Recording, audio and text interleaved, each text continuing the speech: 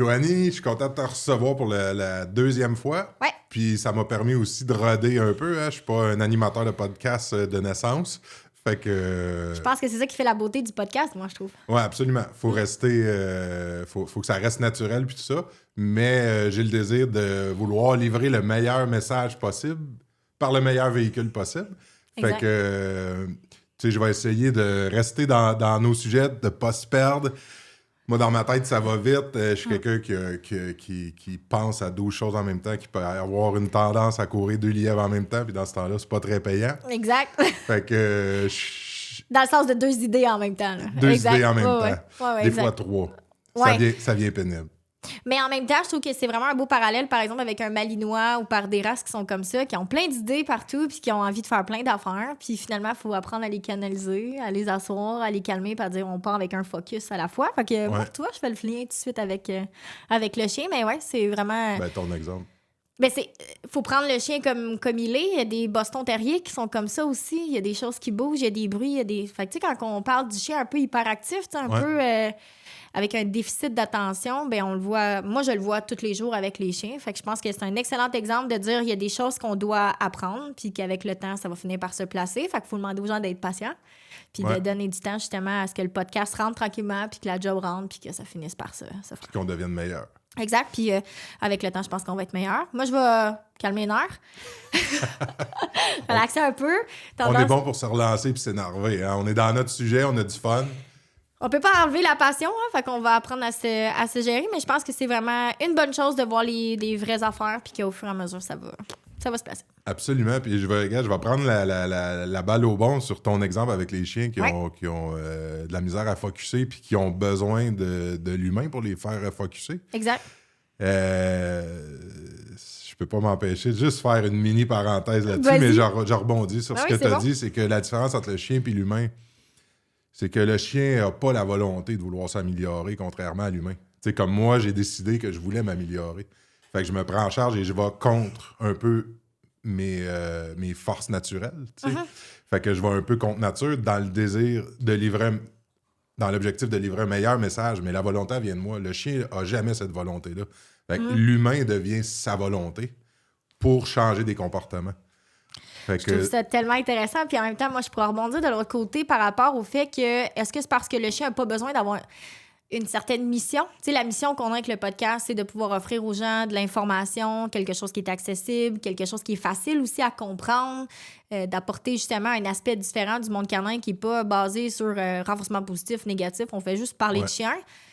Notre mission, c'est ça. Donc, c'est un peu un objectif qu'on a de s'améliorer pour en atteindre notre objectif. Ouais. Chez le chien, comme le chien ne chasse plus, il n'y a plus besoin d'être en focus constamment sur sa proie, apprendre à se calmer, à se tempérer, à gérer ses émotions, ce qui sont des apprentissages naturels chez les animaux prédation.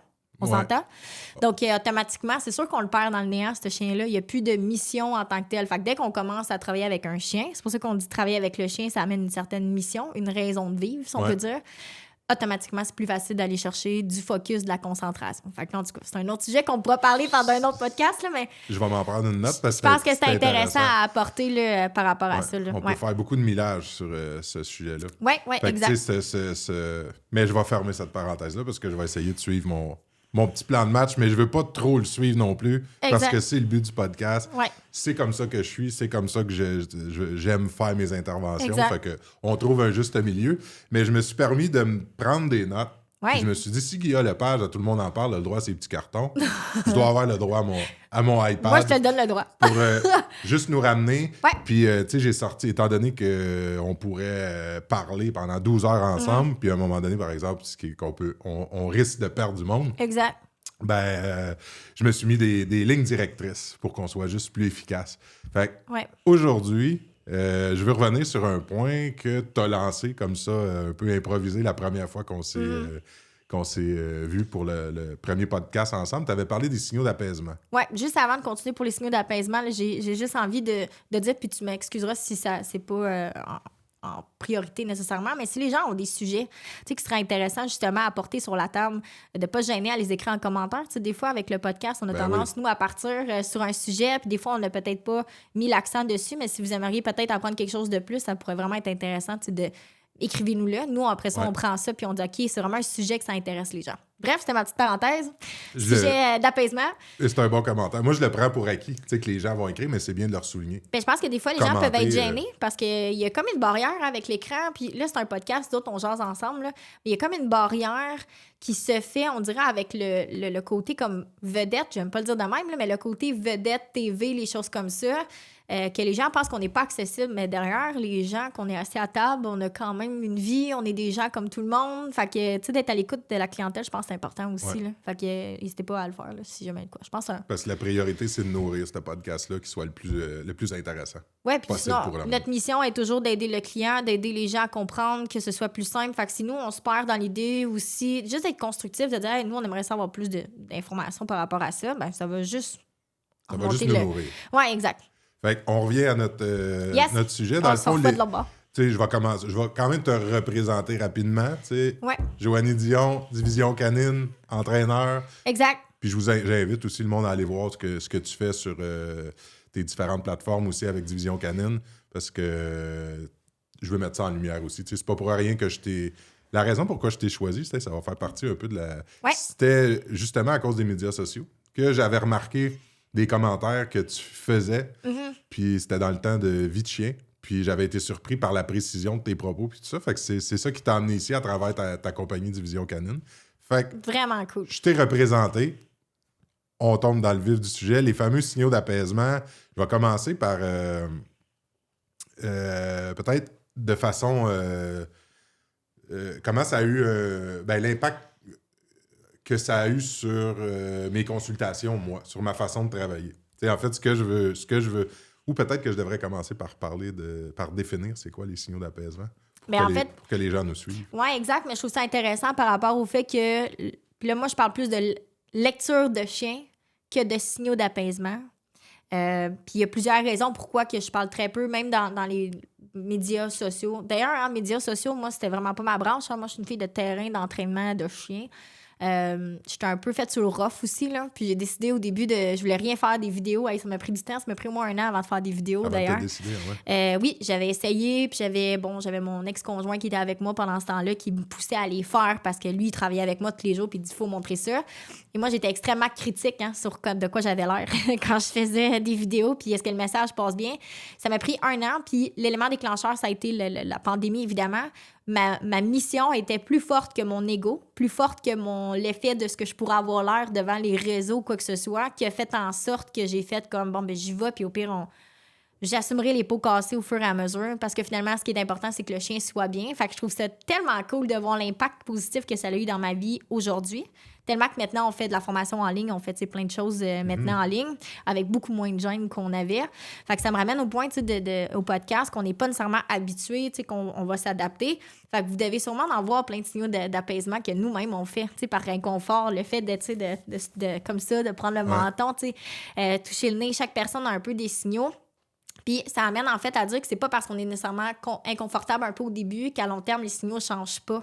Ouais. Puis moi, c'est mon hic que j'ai avec les signaux d'apaisement pour revenir dans notre sujet, c'est que on a tendance à catégoriser ces signaux-là comme étant quelque chose qui est absolument signe d'inconfort ou de stress.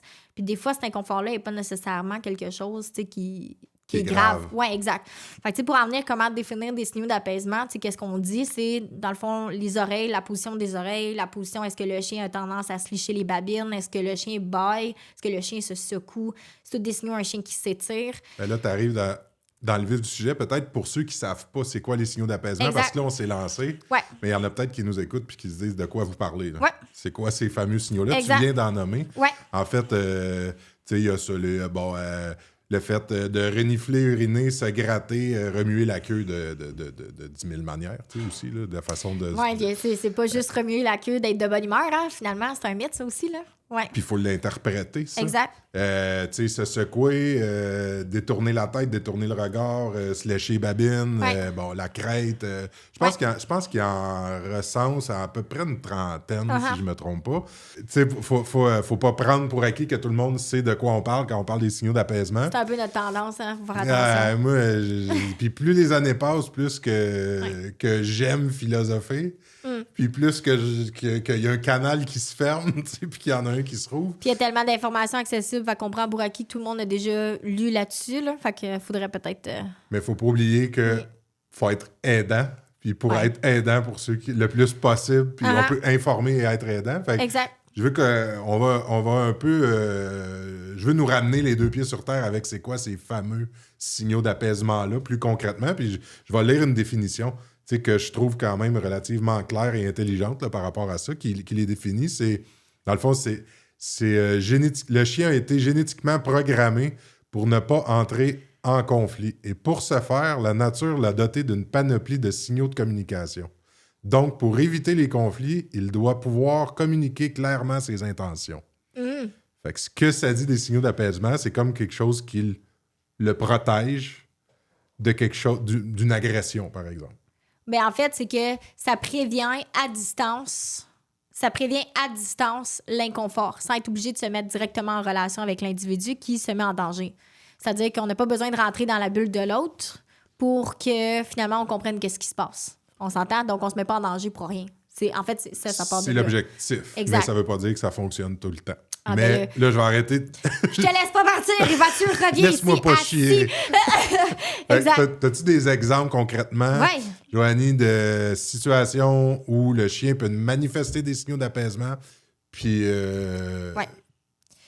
Le premier signal, mettons, qu'on pourrait voir le plus, c'est par exemple le chien est couché sur le sofa et qu'à ce moment-là, on arrive pour pouvoir aller le flatter et que le chien commence à se licher les babines vraiment tranquillement, là, lentement. Il part du bout du nez puis il en va vers soit la droite ou la gauche. On va voir les oreilles qui vont s'abaisser aussi. On va voir aussi le chien commence à figer puis à se crisper. C'est pas mal un bon signal qui dit « Je suis en inconfort présentement, j'ai pas envie d'être manipulé, donc continue pas ton chemin. » Comme l'animal est doté pour éviter le conflit, il y a certains chiens qui vont simplement figer puis rester là. Il y a d'autres chiens qui vont finir par bâiller pour passer par-dessus l'émotion que ça a créé. Puis il y en a d'autres qui vont juste foutre le camp. On a rarement de problème avec celui qui fout le camp. On a plutôt des problèmes avec celui qui, par la suite, va monter en intensité, donc dans des comportements un peu plus dans l'agression pour pouvoir demander l'espace. Donc, c'est-à-dire qu'il va tomber dans le grognement, donc le signal, présentation des dents. On voit le chien qui commence à dire là, tasse-toi, on voit juste les dents en avant et que finalement, nous, on continue à le flatter parce que c'est un chihuahua ou un petit chien qui s'appelle T-Rex, pas très gros, de 20 livres, puis qu'on n'en a pas peur. Et là, bang, il va avoir morsure. Fait que juste dans ton exemple, il y en a 3 ou 4 signaux d'apaisement. Exact. Le chien, il manifeste clairement son inconfort par des signaux d'apaisement que tu as nommés. Exact. Puis ce qui est important, c'est des boire. En fait, il se ramasse... je veux pas que... Très courte parenthèse, mais il se retrouve dans un état, en fait, dans ses réflexes de défense. Exact. Quand on se retrouve dans nos réflexes de défense, les 3... En fait, c'est pas des choix qui sont raisonnés. C'est un réflexe de défense. En anglais, ils appellent ça les 3 F. C'est le fixe, figé, fight, je me sauve, ou fight, je me bats. Fait que c'est clair. Fix, flight, fight. Fix, fight, flight. Ouais, exact. Fait que, dans le fond, je ferme ma parenthèse, je me parle à moi-même. Fait que souvent, il y a un lien très direct entre les signaux d'apaisement et les réflexes de défense. Oui, là, on pourrait partir vraiment longtemps. Ça sera un autre sujet d'un autre podcast, là. Mais effectivement, on revient dans notre situation concrète. On a le chien sur le divan, il est couché, la queue est collée un peu sur la bedaine, la langue, les babines, on voit les dents. Le nez qui commence à se serrer. C'est tous des signaux qu'on peut voir clairement que le chien est inconfortable. Donc, à ce moment-là, si on continue notre chemin, c'est à nos risques et périls. Nous, ce qu'on conseille aux gens... Idéalement, laissez votre chien tranquille ou peut-être utiliser la laisse pour ne pas aller créer le conflit directement avec le chien pour faire descendre le chien à ce moment-là du sofa. Ça va grandement vous aider. Fait que, ça, c'est un exemple qu'on peut voir régulièrement dans la vie de tous les jours. C'est d'ailleurs un des plus grands cas de morsure que j'ai sur les bébés. C'est les bébés qui se promènent sur le sofa, que le petit chien est couché sur le coin et bang, qu'est-ce qui se passe? C'est exactement ça. Le chien donne des signaux d'inconfort, donc des signaux à ce moment-là. Il a essayé d'avertir. Évidemment, le bébé n'écoute pas, il continue son chemin et là, bang, arrive morsure. Et là, si on veut pousser plus loin, exemple, pour dire vraiment que le chien est inconfortable dans la situation, le chien va descendre du sofa, va s'en aller plus loin puis il va se secouer, qui est un signal d'apaisement. Donc, à ce moment-là, le chien va plus loin, se secoue et là, finalement, ce que ça dit, c'est que c'était un conflit. Et que finalement, il a résolu le conflit avec l'agression. Et que par la suite, il est parti plus loin pour s'apaiser. Ouais. Tu sais, l'apaisement, moi, la façon que je le vois... Il a continué de s'apaiser dans toute Oui, c'est ça. C'est vraiment une séquence, hein, les signaux d'apaisement, ça fait partie d'une séquence. Fait que, tu sais, on part vraiment de « je suis dans un conflit, un inconfort », donc je démontre des signaux d'être inconfortable. Puis après ça, je prends mon émotion puis j'essaie de l'enlever, de l'éliminer. Ouais. Fait que les signaux d'apaisement, moi, c'est un peu comme ça que je les vois, c'est... Puis on devrait prendre exemple sur les chiens aussi, c'est que je vis une émotion, je l'élimine au fur et à mesure. Donc, se secouer, bâiller, s'étirer, ça fait un peu partie des signaux qu'on va voir. Exemple, il y a une résolution de conflit qui s'est faite et tranquillement...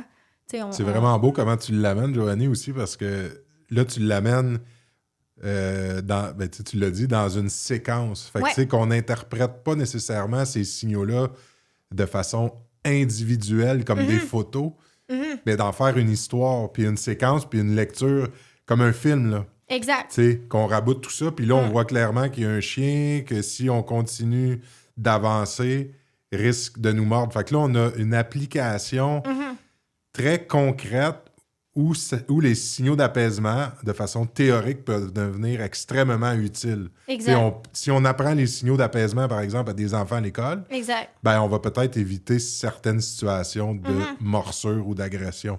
Fait que l'exemple avec le bébé, c'est que le bébé n'est pas conscient, puis il n'a pas le désir de ne pas se faire mordre, puis la communication entre un humain et un chien, les signaux d'apaisement ne sont pas les mêmes. Les deux espèces se comprennent pas. Puis là, il y a... En fait, si on les enseigne, on les comprend de cette façon-là. Exact. Ils deviennent super utiles. Qu'on soit d'accord ou pas sur l'utilisation, que la science y entende ou pas, mais là, on a quelque chose de concret où on peut éviter une morsure. Mais c'est parce qu'après ça, on est dans des terminologies. En fait, le chien ne changera pas, peu importe comment on nomme les choses. T'sais, moi, j'ai toujours des signaux d'inconfort, puis après ça, on parle vraiment de signaux d'apaisement. Moi, ce qui est important de comprendre pour quelqu'un qui a un chien, c'est mon chien n'est pas confortable, il me démontre qu'il n'est pas confortable, il s'en va plus loin, il a digéré son information, on est good to go, puis on peut continuer. T'sais. Ça peut être aidant aussi comme intervenant. Si le client apprend à maîtriser ça puis à le lire aussi, ben oui. Il va pouvoir nous décrire. Il va pouvoir mieux nous décrire ce qui s'est passé, puis on va pouvoir être un meilleur intervenant. Exact. Parce que plus qu'on a d'outils, ben là, plus qu'on peut être aidant. Exact. Je vais donner un autre exemple, Mathieu, par exemple. Là, c'est un exemple typique de parc à chiens.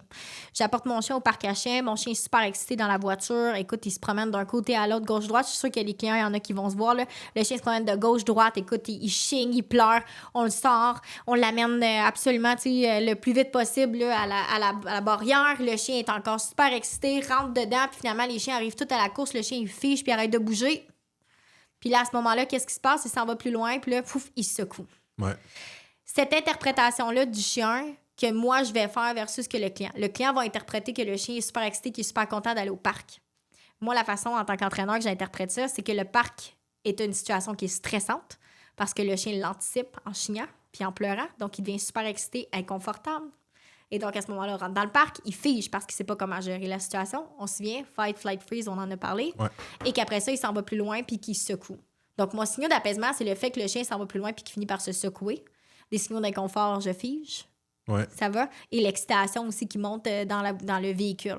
Donc, tu sais, quand on dit que c'est important de montrer aux gens à bien observer leur chien, bien, à ce moment-là, est-ce qu'on a vraiment besoin d'amener notre chien au parc à chiens en sachant très bien que le chien, finalement, il est juste inconfortable dans la situation puis que de lui montrer à gérer calmement l'arrivée au parc à chiens est beaucoup plus bénéfique pour le chien pour après ça mieux gérer une situation où est-ce qu'il serait peut-être moins dans le trouble. Ouais. Puis qu'après ça, oui, ça peut créer du stress de rencontrer des nouveaux amis, finalement. Ouais. Puis qu'après ça, il finit par passer par-dessus. Fait que, tu sais, c'est dans la vie de tous les jours, là. Ouais. Puis j'adore ton exemple parce qu'il y a effectivement beaucoup de gens qui l'interprètent. Puis, tu sais, souvent, le niveau d'intensité puis de stress peut monter dans l'auto, comme tu le décrivais. Oui, puis l'excitation, hein. L'excitation puis le stress, c'est la même émotion dans le chien. Mm-hmm. Fait que souvent, on va interpréter un chien qui est stressé, excité, de bonne humeur. Et ça, des fois, c'est l'erreur qu'on va faire en tant que propriétaire de chien. De tout l'interpréter de la même façon. Exact. Ah, il est content, il chigne, il est de bonne humeur. Un peu comme si un enfant est excité d'aller... Ben oui, il est excité d'aller à l'école. Mais finalement, il y a peut-être un peu de stress là-dedans. Pas sûr de où est-ce que je m'en vais. C'est nouveau. Tu sais, il y a tout ça. Le chien, c'est la même chose. Puis il y a certains chiens qui vont l'anticiper, avoir cette impression-là de hâte. Puis souvent, ce qu'ils peuvent avoir hâte, c'est en l'anticipant à ce moment-là, il va se faire entourer par tous les autres chiens. Ouais. Mais il va quand même avoir hâte au moment. mais il sait qu'il y a un mal nécessaire, puis que c'est ce moment-là, mais qu'après ça, il va partir, il va se secouer, il va s'apaiser. Exact. Puis là, il va commencer à avoir du fun avec les congénères dans le Exact. parc. Au même titre qu'on peut voir un autre exemple typique qu'on voit tout le temps, la réactivité en laisse. OK? La personne, exemple, marche son chien. Son chien, il secoue 3-4 fois dans sa marche. C'est un exemple typique. Quand ton chien commence à secouer comme ça à répétition dans la marche ou à bâiller, ce qu'on voit souvent, surtout avec les haltis, le chien va pas nécessairement secouer, il va bâiller. Souvent, ce qu'on voit, c'est que la marche peut-être crée plus d'inconfort qu'on pense. Les signaux d'apaisement. En fait, c'est la laisse. Ben, rendu là, on pourrait débattre sur quoi, là? On peut encore philosopher. Assis, Mathieu. Donc, ce qui arrive dans cette situation-là, par exemple, c'est que le chien qui va bâiller à répétition ou qui va se secouer à répétition démontre des signaux d'apaisement, mais qui revient tout le temps. Ça veut dire que le stress ne s'en va pas. Ouais. Ça, c'est vraiment important aussi de Il n'y a rien qui évolue, là. Exact. Ça veut dire que le chien, dans le fond, le stress n'est pas parti, malgré le fait qu'il a essayé de l'éliminer. Fait que concrètement, quand on va marcher un chien comme ça, il faut se pencher sur la question de est-ce que mon chien apprécie tant que ça la marche, finalement?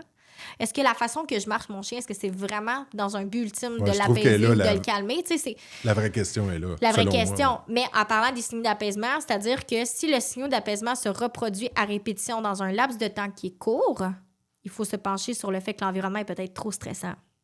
Mm-hmm. Donc, exemple, un chien qui secoue régulièrement. Là, je parle pas d'un chien qui vient de sortir de l'eau puis qui secoue pour enlever l'eau. Je parle pas d'un chien qui se réveille non plus puis qui s'étire. Ou un chien qui est fatigué le soir, qui baille ou que le matin il se lève. Ouais, exact. Il faut prendre pour acquis qu'il quand même il vit le chien. Là.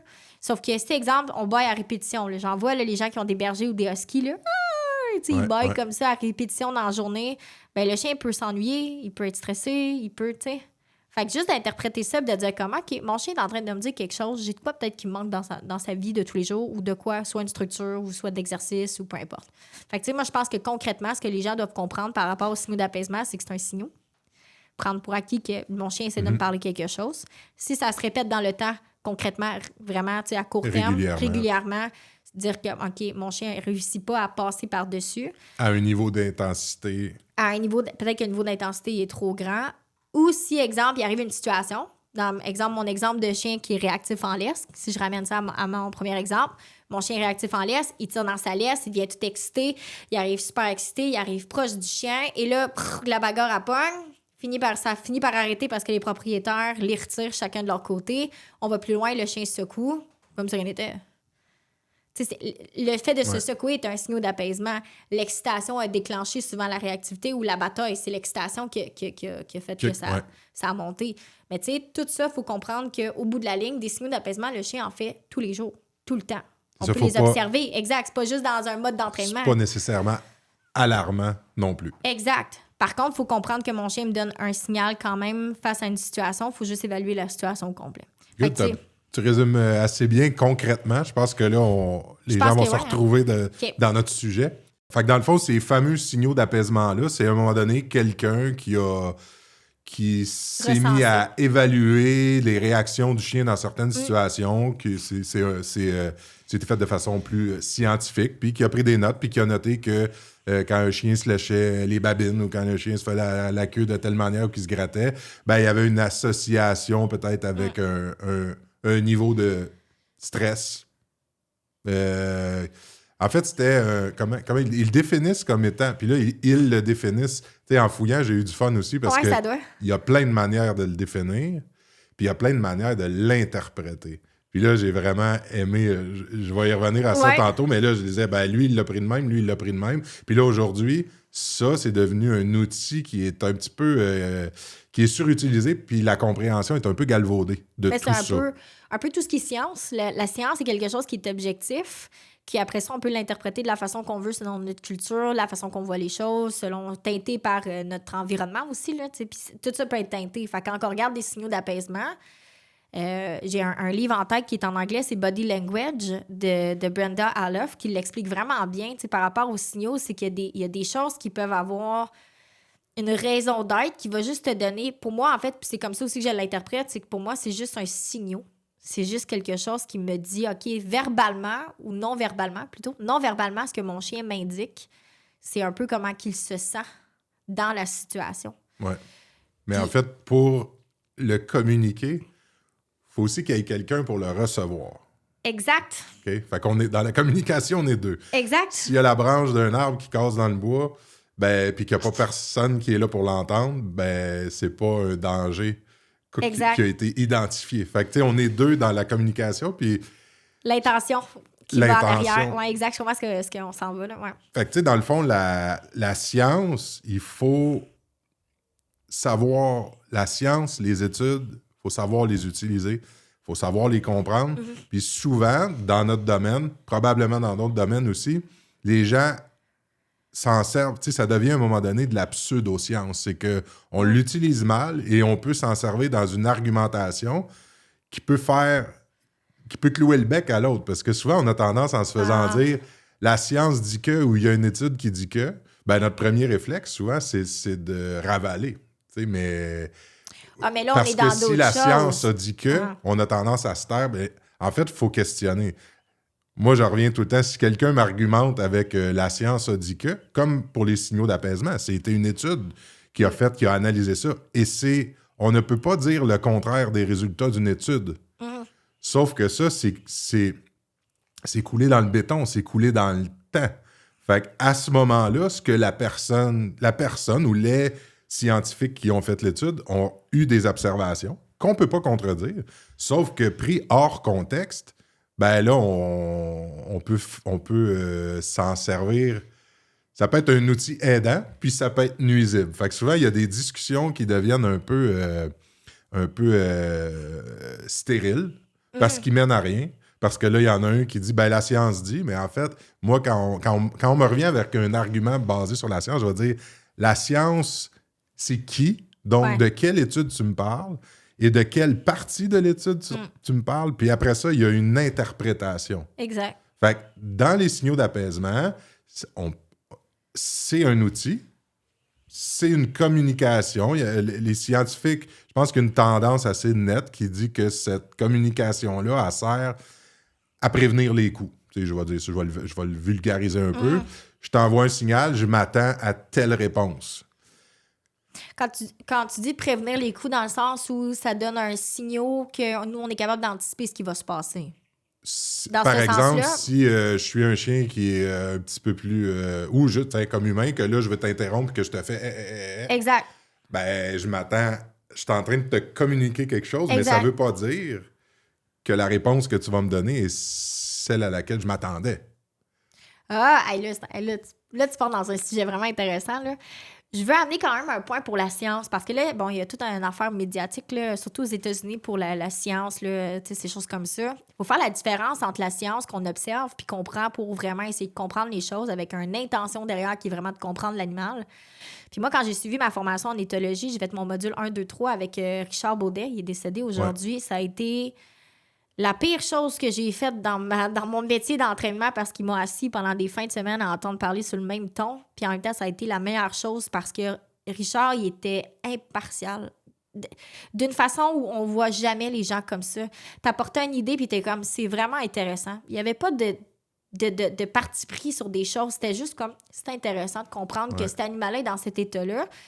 Puis ça m'amène à dire que souvent, on va prendre la science pour pouvoir aller baquer nos interprétations, pour aller, à ce moment-là, se rassurer nous-mêmes. Mais là, ça devient complètement autre chose pour moi quand tu es rendu à utiliser la science pour pouvoir te rassurer dans tes propos, pour démontrer aux gens que, finalement, tu es confortable ou que tu as raison. Là, pour moi, c'est plus une question d'ego qu'une question de vraiment de science puis de résultats. On analyse des résultats, on analyse des choses. La majorité des chiens, il y a plein de choses à prendre en compte. Un beagle, pour moi, n'a pas les mêmes signaux automatiquement que le berger allemand. Un labrador, tu sais. Fait que, tu sais, pour moi, c'est... faut l'observer, il faut le regarder. C'est vraiment intéressant. Par la suite, il faut prendre ce qu'on est capable de prendre dans notre monde aussi de dog trainer, tu sais, d'entraîneur de chiens, de qu'est-ce qu'on décide de faire. Tu sais, moi, quand j'ai commencé à travailler dans les chiens, j'ai commencé dans un salon de toilettage. Je travaillais qu'avec du chien agressif majoritairement parce qu'il y a personne qui voulait. Mm-hmm. Moi, j'étais comme, on va les travailler puis on va voir qu'est-ce que ça va donner au fur et à mesure.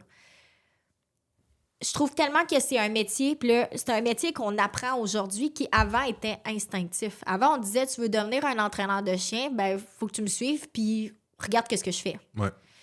Après ça, c'est devenu un métier qu'on commence à vouloir enseigner. Mais pour pouvoir l'enseigner, il faut arriver à trouver des mots pour communiquer à l'humain qu'est-ce qu'on essaye de dire. Mais moi, je trouve que des fois, ça enlève le côté feeling de « assis-toi puis observe ».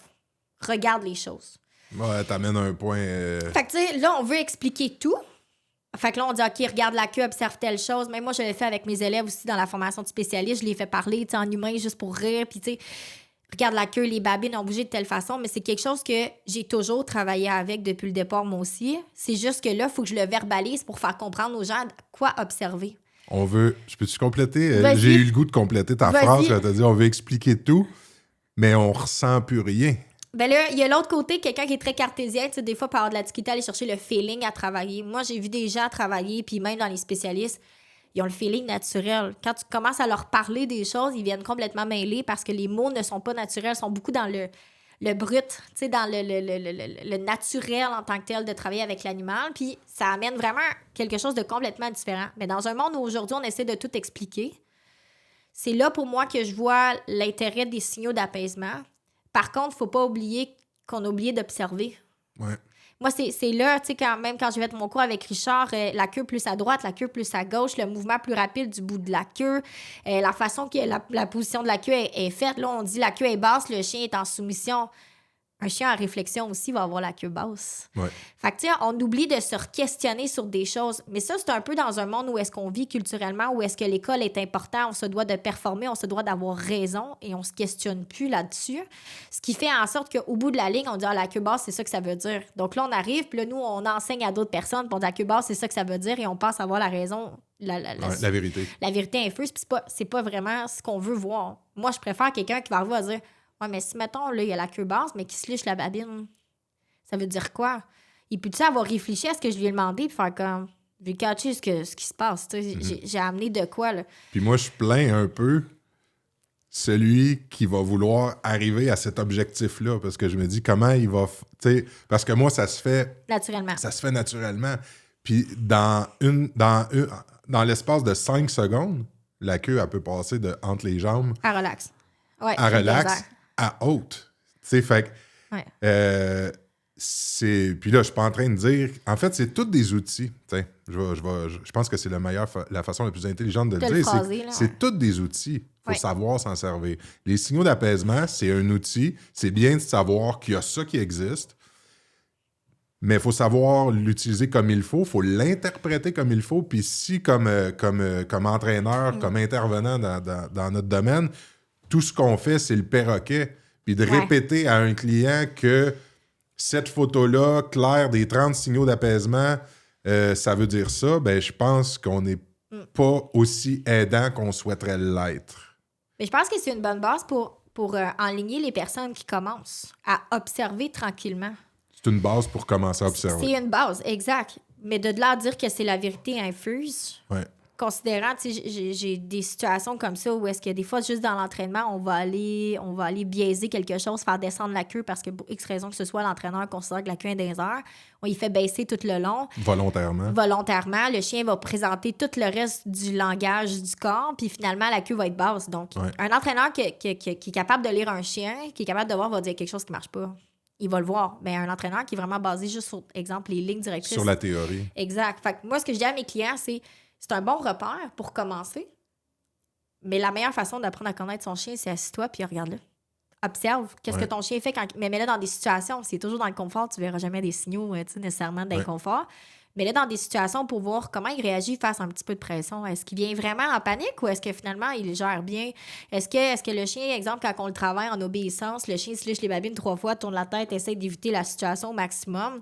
Est-ce que c'est parce que le chien, finalement, n'aime peut-être pas l'exercice? Parce que tu as un Speedy Gonzales, puis lui, s'asseoir tranquille sur sa chaise, ça ne tente pas.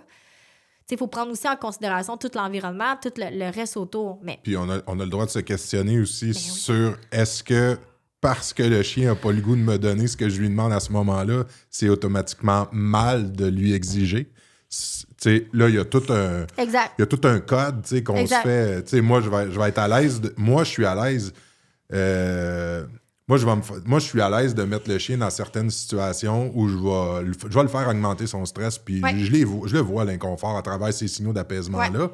Sauf que moi, je décide que je vais plus loin puis je le pousse parce que ma lecture du chien fait que mentalement, je considère qu'à ce moment-là, il est assez solide pour qu'on aille plus loin, mais je comprends que ça ne tente pas. Exact. Mais je suis pas le type d'entraîneur qui va travailler uniquement avec la motivation. Fait qu'à un moment donné, on met un peu de pression parce qu'on veut atteindre un objectif qui est sain. Mais je vais parler pour moi, quand j'agis comme ça, puis je l'assume complètement, cette façon-là de travailler, parce que dans la grande majorité des cas, c'est pas pour mes chiens. C'est pour les chiens des clients. C'est le client qui a une demande envers son chien. C'est lui qui veut que son chien change. C'est pas moi. Fait que si je m'arrête juste aux signaux d'apaisement, puis que je me dis que le chien est pas bien, puis que là, je l'amène dans un état que là, ça devient automatiquement abusif, aussitôt qu'on a des signaux d'apaisement qui sont observés, ben pour moi, on n'est pas un entraîneur. Ben c'est ma perception à moi, on n'est pas un entraîneur complet.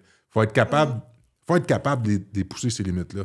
Si j'avais arrêté de travailler à toutes les fois qu'un chien se lichait babine ou que la queue baissait, je serais encore en 1999. Mais encore là, ça m'amène à dire, c'est pas que...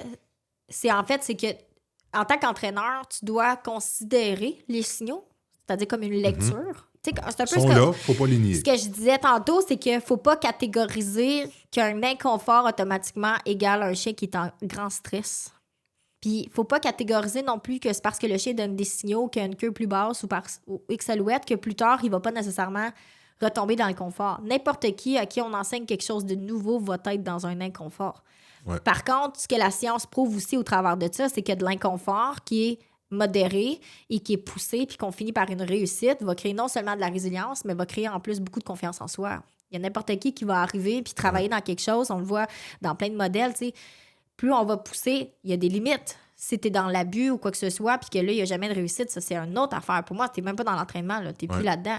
Par contre, si tu travailles avec un chien, où est-ce que tu respectes tranquillement le niveau que le chien est capable de prendre, mais que tu le pousses, juste une petite affaire. T'sais, moi, je vois ça comme un coach de football qui pousse ses gars à devenir physiquement fort. Il y a une certaine résilience à aller chercher là, quand tu pars, puis que t'es pas du tout en shape pour faire la job que t'as à faire. Et te mettre en shape, là, au début, t'es inconfortable. Mais avec le temps, ça finit à être facile. Puis si après ça, t'en redemandes plus, puis après ça, c'est facile, après ça, t'en redemandes plus. Fait que cette résistance-là, faut pas croire que les animaux l'ont pas non plus. Dans leur vie, tous les jours, ils le vivent, là, tu sais, dans la nature, là, cette résistance-là. Moi, je disais, il y a longtemps, dans mes consultations, je disais, si, tu sais, je vais vous montrer je parlais du maître et du chien, je vais vous montrer à sauter ça dos. Ouais. Fait qu'au quotidien, vous avez besoin de sauter ça dos. Ouais. Fait que je vais vous rendre inconfortable comme maître, dans une situation que vous ne maîtrisez pas, parce que sinon, vous ne seriez pas là devant moi aujourd'hui. Puis je vais mettre le chien dans une situation aussi où je vais le pousser, comme ton exemple avec un entraîneur avec des sportifs. Fait que, tu sais, il faut la pousser, cette ligne-là, puis de toujours vouloir respecter l'inconfort avec ces signaux d'apaisement-là. À un moment donné, ça fait que le chien arrête de progresser, puis que je trouve que les entraîneurs arrêtent de progresser aussi, puis que au bout de la ligne, c'est le client et le chien qui payent le prix de ces limites-là qu'on se fixe. J'ai montré à mon labrador le hold, qui est de mettre un bâton, tu sais, puis de maintenir, qui est la base de tout chien rapporteur. Puis elle a tellement d'inconfort juste à mettre quelque chose dans sa bouche, tu sais. Puis pour moi, c'est quand même important de le travailler parce que j'ai dit, il y a quelque chose à comprendre dans ça. Tu sais, non seulement le contrôle de la mâchoire, le contrôle de l'impulsion, il y a plein d'apprentissages que le chien fait juste avec cet exercice-là, qui est un chien qui n'a pas de problème, on s'entend, là, pas d'agression. Mais je l'ai vu dans son visage qui était inconfortable. Puis là, je l'ai vu que moi, je suis tombée inconfortable. Puis j'ai dit, on continue notre chemin, puis on va le faire, à des limites en respectant le chien toujours. Et maintenant, ma chienne est super confortable. Elle a comme catch à la game, tout est correct. Mais ça a été plus dur que moi, je passe au travers de mon inconfort. Je pense plus qu'elle. Si toi, t'es un entraîneur ou une personne qui est mélangée, entraîner ton chien, c'est pas une bonne idée. Tu sais, moi, je dis toujours aux clients, clarifie tes choses en premier. Une fois que c'est clair puis que tes objectifs sont vraiment bien, on va te faire un plan de match, une stratégie pour t'en aller. Après ça, une fois que tu es confiant dans ta stratégie, tu pars puis tu le fais. Tu vas pas commencer à aller lire plein de choses. Puis ça, c'est une erreur qu'on voit tout le temps. Les gens vont voir un entraîneur, peu importe lequel, puis ils repartent chez eux puis ils requestionnent tout ce qui a été dit. Puis après ça, ils vont lire sur Internet. Ouais, si j'allais dire en googlant ou en allant chercher toute l'information au contraire. Fait que là, finalement, non seulement tu viens de payer dans le vide ton 100, 160, 200 $ que tu as payé ta consultation pour un professionnel, mais en plus de ça, tu t'es tout mélangé. Oui. Mais je pense que de façon... Tu sais, c'est... dans mes questionnements puis mes réflexions, le chien chaud, il est arrivé en partie à cause à cause des réflexions comme ça, en fait, des réflexions puis des commentaires que j'entendais de mes clients qui, plus les années passent, plus les clients sont mélangés. Tu sais, par rapport à je veux faire bien. Je veux faire bien, mais je sais plus comment faire. Parce que là, à un moment donné, je sais plus comment. Tu sais, si tout était basé sur les signaux d'apaisement, ben il pourrait avoir 100 entraîneurs qui l'enseignent de 100 manières différentes. Fait que moi, j'essaie toujours. Moi, j'essaie toujours de me mettre à la place du client, là, le propriétaire de chien, là, que lui, il se dit, moi, je veux juste régler ou améliorer la situation avec mon chien. Puis là, on me parle de la punition. Il y en a qui disent correct, il y en a qui disent pas correct. Là, il y en a qui me disent qu'il faut que je respecte ces signaux d'apaisement-là parce que mon chien est en train de me dire qu'il est dans un inconfort. Fait que là, il faut que j'arrête puis que je travaille juste sur la motivation. Mais là, moi, au quotidien, j'ai aussi des enfants puis j'ai une vie à gérer. Puis à un moment donné, fait que là, il va, à force de vouloir bien faire, il gèle. T'sais. Puis c'est n'importe qui veut commencer quelque chose qui n'a aucune idée où s'en aller, il gèle. C'est l'inconfort qui fait figer. Puis là, ça m'amène à des signaux d'apaisement. Toi aussi, t'es en signaux d'apaisement. Présentement, tu figes parce que tu comprends pas. Mm-hmm. Fait que, tu sais, pour moi, c'est une synergologie, c'est une communication non verbale qu'on se doit d'observer, qu'on se doit de prendre en compte, puis qu'on se doit aussi de pouvoir se donner des hypothèses selon les races, selon le bagage, selon, tu sais. Puis après ça, une fois qu'on a réussi à se faire du bagage, après ça, c'est de prendre une ligne directrice. Puis dans le monde du chien, là, arrêtez de vouloir avoir raison. On travaille avec des animaux. Mm-hmm. Il n'y a pas de raison, il n'y a pas de vérité absolue, juste de vouloir travailler avec ton chien selon ce qu'il en est, selon le type de chien que tu as, selon le bagage que ton chien a, parce que l'environnement va teinter énormément ton chien. Un chien qui est élevé en plein milieu de New York, c'est pas un chien qui est élevé ici à Saint-Jean-de-Martin en campagne. Mm-hmm. Ils n'ont pas la même réalité, les deux chiens. Ils n'ont pas du tout la même façon de voir les choses non plus. Il y en a un qui est vraiment exposé énormément au public, aux gens, les choses comme ça. Le chien qui vit en campagne ici, il ne voit jamais personne. Fait que les exigences devraient changer aussi par rapport à ça. Puis les signaux d'apaisement peuvent changer aussi. Ouais. Par rapport aux situations, il y a des chiens qui vont être plus réactifs, qui vont être plus stimulés par l'environnement, vont demander beaucoup plus d'entraînement. Par exemple, donc, j'ai pas le choix de se faire passer comme le processus de civiliser, tu sais, pour être capable de vivre en plein milieu de New York. Le chien de campagne, moi, tant qu'il revient au rappel et qu'il se fait pas, tu sais, il se blesse pas avec un porc-épic, pour vrai. On n'a pas les mêmes attentes. On n'a pas les mêmes attentes. Fait que tu vas mettre ton chien beaucoup moins dans l'inconfort par rapport à une situation versus à l'autre. Fait que pour moi, en tant qu'entraîneur, c'est beau les signaux d'apaisement, mais il faut aussi prendre la réalité dans laquelle le chien vit. Nous, on vit en ville. Tu as de l'inconfort de vivre en ville. Tu es cordé un à côté de l'autre. Il y a plein de gens. Il faut que tu attendes le trafic, les choses comme ça, versus quelqu'un qui est en campagne qui n'a pas nécessairement les mêmes... Mais en même temps, ça peut être l'inverse. On peut avoir quelqu'un... Totalement. Ben oui, c'est sûr. L'inverse. On peut avoir le scénario inverse. Quelqu'un qui est super confortable en ville puis qu'on l'amène en campagne. Fait que le contexte est important à prendre en compte dans l'inconfort. Des fois, on a tendance à toujours dire c'est parce que moi, j'ai un impact sur mon chien, mais des fois, ça n'a même pas rapport avec toi. Des fois, ça n'a même pas rapport avec la laisse que tu prends. Mm-hmm. Ça n'a pas rapport non plus avec le collier électronique que tu vas utiliser. Ça a rapport avec le fait que le chien est trop stimulé dans l'environnement, puis ça l'excite, puis que là, finalement, genre, il est parti ailleurs. Ou que ça le stresse. Fait qu'il faut pas oublier que les signaux d'apaisement ne sont pas toujours reliés à l'humain. Il faut arrêter de prendre tout personnel. Pour moi, les chiens les plus difficiles à travailler, c'est les chiens qui manquent de confiance. Ben oui. Parce que le chien qui a confiance, pour moi, qui aime prendre les devants, puis qui va... Des fois, ça fait partie de ma personnalité, je vais prendre pour acquis que tout est correct. T'sais. Fait que let's go, on y va. Ça fait partie de ma nature profonde. Fait que c'est sûr que pour moi, c'est plus facile de travailler avec un chien qui est fort de caractère parce que je vais juste avoir à apaiser sur le break. Puis après ça, à réaligner quelque chose, puis à repaiser sur le gaz. Mais un chien qui manque de confiance... ben là, c'est tout le temps un peu la pédale à gaz, mais pas trop parce qu'on veut pas le nailler. T'sais, fait que on donne juste... Bon, on est tout le temps en train de jouer gaz, break, gaz, break, gaz, break. Fait que c'est... l'évolution à travers l'entraînement pour un chien qui manque de confiance est beaucoup plus touchée et beaucoup plus lente et elle va toujours rester plus fragile. T'sais, la rechute est toujours plus proche avec un chien qui est plus faible. T'as moins le droit à l'erreur. Exact. Il se le permet même pas lui-même. Oui, là, il y a plein de choses qu'on peut voir. Là, puis peut-être pour les gens aussi, de comprendre la différence entre un chien qui est fort versus un chien qui n'est pas fort. Là, on parle de beaucoup de chiens têtus, mais là, il y a beaucoup d'interprétations, mais effectivement, il y a le chien, moi, j'ai mis émotif et non émotif. Là, parce que confiance en soi, ça peut dépendre de la situation dans laquelle tu mets le chien. Là, mais en tout cas, on pourrait élaborer là-dessus aussi. Là. C'est parce qu'à un moment donné, tout devient relatif. Exact. Hein? Ouais, Mais je comprends le point que tu as apporté, puis je pense que c'est vraiment important de le comprendre, que le chien qui est sensible, qui a de la difficulté à se faire confiance à lui-même, qui a de la misère à se mettre les pieds un devant l'autre, de prendre des décisions, puis d'assumer les décisions dans un sens. Là, on parle très humain, là, mais ce chien-là est beaucoup plus facile de le ramener dans une situation problématique. On les voit souvent, hein, ces chiens-là. Exemple, ils arrivent à 8-10 mois, ils vont se faire stériliser, il arrive des contentions extrêmes parce que le chien, il panique ou quoi que ce soit. Ce chien-là, il est brisé. Ouais. Faut les rebâtir complètement parce qu'ils sont brisés complètement. Puis je suis curieux aussi de savoir, tu sais, là, je t'ai dit, moi, le peu d'impact que ça avait eu, tu sais, cette théorie-là dans mon travail. Mais toi, c'est-tu quelque chose, quand tu as commencé à travailler avec les chiens, est-ce qu'on t'a appris ça dans les débuts? Puis ça a-tu influencé ta façon de travailler? Ou c'est quelque chose qui est apparu dans ta job en milieu de parcours? Comment ça influence ton travail, toi, ces fameux zéros? Fait que t'arrives à la même chose. En fait, c'est que... T'arrives à la même chose que moi. Oui, ça a zéro influencé mon travail. Je connais les signaux d'apaisement. J'ai évalué, tu sais, je l'ai appris parce que je trouve ça important d'étudier quand même le chien en tant que tel. Tu sais, c'est beau avoir du feeling, mais d'être capable de pouvoir comprendre aussi ce que les autres font puis d'en apprendre plus. J'étais intéressée. Mais moi, j'ai beaucoup de difficultés quand on catégorise les choses. J'ai vraiment de la difficulté avec ça parce qu'il y a toujours l'espèce de patient zéro qui, lui, est toujours le contraire de ça. Puis tu passes à côté de ce patient zéro-là parce que tu t'es mis dans une boîte.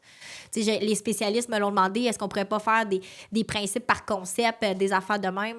J'ai dit, ben beau, c'est rassurant pour vous autres, mais dans la vraie vie, moi, je veux que tu réfléchisses. Ouais. En tant que spécialiste, je veux que tu penses à plus que te mettre d'une boîte, tu sais, puis de dire, ben c'est le même, ça marche, puis c'est là tu t'en vas quand le chien est anxieux, quand le... Ouais. Fait que pour moi, c'est un peu le même principe que j'ai eu. Moi, j'étais une fille de chevaux avant. Tu sais, le côté horsemanship, le cheval se tourne l'oreille, se liche les babines, c'est toutes des affaires que je connaissais déjà. Puis moi, tu vois, j'ai beaucoup pris mon exemple des chevaux, puis j'ai observé le chien en disant, il fait les mêmes affaires. Tu sais, quand tu demandes quelque chose, il se liche les babines, il tourne l'oreille, je dis, OK, là, j'ai de l'attention. OK, parce que moi, il y a une différence entre avoir de l'attention puis du focus. OK, là, j'ai l'attention du chien. OK, là, il vient de se licher les babines, il a enregistré. Puis je pense que par le fait que j'ai un bagage un peu plus de chevaux avant, que je ne suis pas une experte dans les chevaux, je suis plus expert dans les chiens, a fait beaucoup en sorte qu'au final, quand j'arrive avec les chiens, on dirait que les signaux d'apaisement, j'ai juste comme... Ils n'existent pas.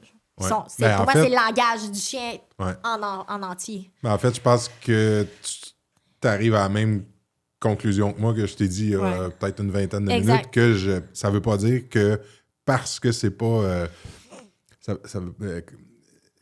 Ça veut pas dire qu'on n'a pas une vision globale du chien puis de son état parce qu'on n'a pas... Exact. Fait qu'il y a une grosse nuance, là. Quand on est toujours dans la bienveillance, ben les erreurs qu'on va faire sont pas majeures. Non. En fait, sont pas majeures puis sont quasiment souhaitables. Plus on va faire, puis je m'inclus là-dedans, c'est toutes les erreurs que j'ai faites qui ont fait ce que je suis aujourd'hui. Surtout en tant qu'autodidacte, on en fait des erreurs. Ouais. Moi, j'ai le même... Tu sais, oui, j'ai plein de formations. J'ai adoré mes formations. Mais moi, je suis la première à arriver chez nous puis tester la machine, genre. Genre, ce que tu me dis, c'est vrai. Je le vois, ça donne quoi sur le chien? Ouais. Puis, malheureusement, mes chiens ont testé toutes les formations. Tu sais, ma formation avec Synodo, là, en 2010, je pense que je l'ai fini. Hey, mes chiens, là, ils voulaient tout tester, là. Tu sais, qu'est-ce qu'il disait? Voir, OK, mais mon chien réagit de telle façon avec telle affaire. Je l'essayais avec un autre chien. OK, lui, il n'a pas en tout réagi de la même façon. C'est de même que tu comprends que chaque race est différente, que sinon, tu restes dans ta... Mais oui, puis après ça, tu apprends, OK. On dirait que plus t'en sais, moins t'en sais, dans un sens. En fait, moi, je dis, plus que j'en sais, plus que je me rends compte que je sais rien. Ben c'est exactement ça. Puis cette zone grise-là, où être assis entre deux chaises, là, dans le craque du divan, là, c'est comme la meilleure place où est-ce que tu peux être. Quand on l'accepte, ça. Quand tu l'acceptes. Si tu l'acceptes pas, là, ça crée de l'anxiété. Mais quand tu l'acceptes, tu te dis, ben la vie peut juste tout te montrer. Le chien peut juste tout t'enseigner. Ouais. Et là, ça devient intéressant à travailler avec des composantes différentes, à essayer des choses. T'sais.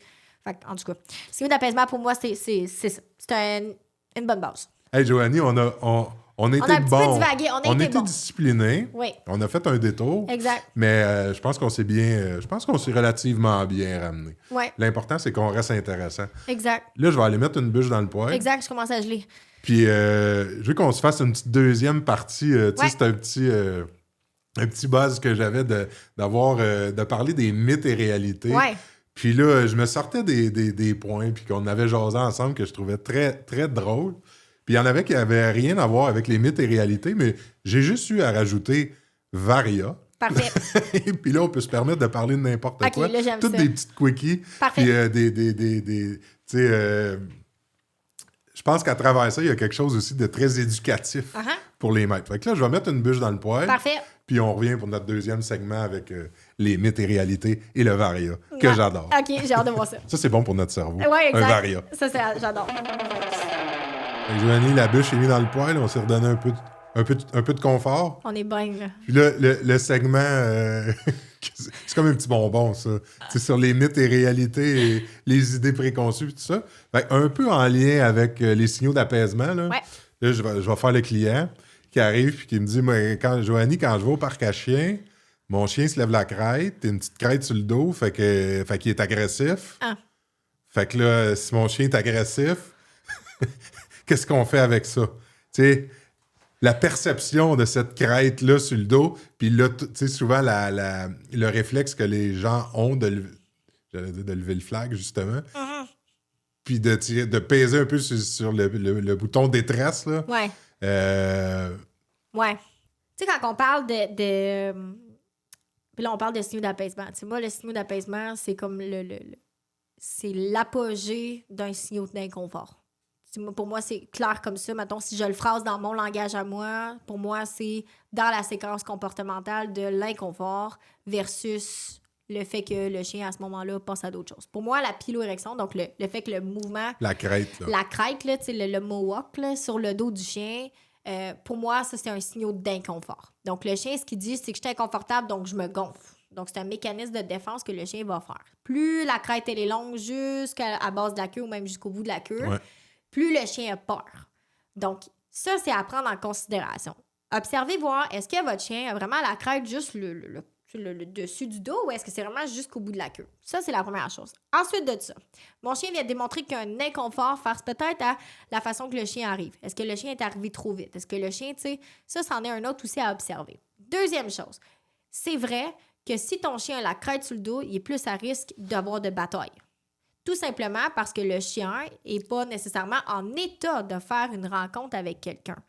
La meilleure façon de l'imaginer, c'est que toi, puis moi, je suis pas grand, toi, t'es très grand, fait que peut-être l'image ne se fait pas, là, mais quelqu'un qui est petit, quelqu'un qui arrive super vite puis qui est grand sur soi, honnêtement, au début, tu vas faire comme, mon Dieu, qu'est-ce qui se passe? L'effet de rentrer dans ta bulle, Puis cet effet-là, au début, tu vas être confortable. T'es tellement dans ton émotion que t'es pas apte à écouter ce qu'il dit. Même si la personne est super sympathique, t'as complètement oublié ce qu'il dit parce que t'es juste dans ton mécanisme de défense de dire comme, wow, t'es trop vite. Ton chien, c'est un peu dans le même état qu'il est. Fait que si l'autre personne arrive, puis tout de suite arrive avec un conflit en donnant une bine sur l'épaule, ça peut arriver que la personne va mal réagir. Fait que face au chien, c'est un peu la même affaire. Ton chien qui a la piloérection, donc qui a le mohawk, qui arrive puis qui se présente, est plus à risque de tomber dans l'agression parce que ça démontre que ton chien est en inconfort, que ton chien est en émotion. Ça, c'est la première chose, je pense, que dans le mythe. Ce qui est normal, de vivre des émotions. Entièrement normal de vivre des émotions. Donc, tu sais, c'est juste, pourquoi je t'ai amené ce point-là, c'est, tu le définis super bien, tu sais, puis tu le décortiques, mais le réflexe de la majorité des gens va être de penser qu'il y a une marque d'agressivité et qu'ils vont faire l'association directement avec des troubles de comportement. Mais là, c'est avec ce fameux inconfort-là. Là. Mais en fait, comment tu l'as résumé en disant systématiquement un signe de peur? La crainte, ou j'ai mal interprété ce que tu as dit? Non, parce que ça peut être de l'anxiété. Ça peut être, encore là, moi, il y a une crainte alliée à de la peur. Pour moi, il y a quand même des niveaux d'intensité. Il y a toujours des niveaux d'intensité dans tout. Il y a toujours des nuances. Mais concrètement, si le chien est vraiment jusqu'au bout de la queue, ton chien a peur. Ton chien est en situation de comme, wow, quelque chose qui se passe, fait que là, il faut que je réagisse. Fait que tu sais, là, ton chien, il tombe dans son émotion, là, il va tomber dans les réflexes, comme on parlait au début, tu sais, je fige, je me sauve ou je fight, donc je me bats, tu sais, rendu là, on embarque dans une bataille. La résolution de ce conflit-là, donc de cette situation-là, va faire en sorte que le chien va réagir en agression ou non.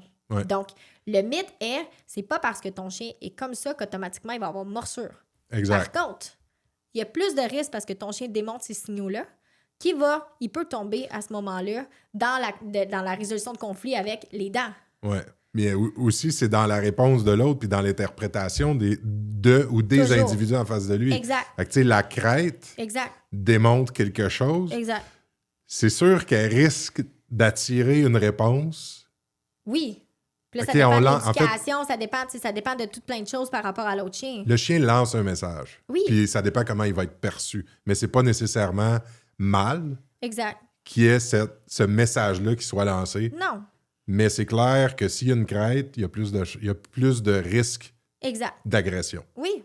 Il y a vraiment... il y a un plus grand risque parce que le chien est émotif présentement, donc on ne sait pas quel bord il va tourner. De toute façon, si on s'écoute dans notre petite voix intérieure, là, on le sait. Ouais. On le file, on est comme, il y a quelque chose qui pourrait se passer.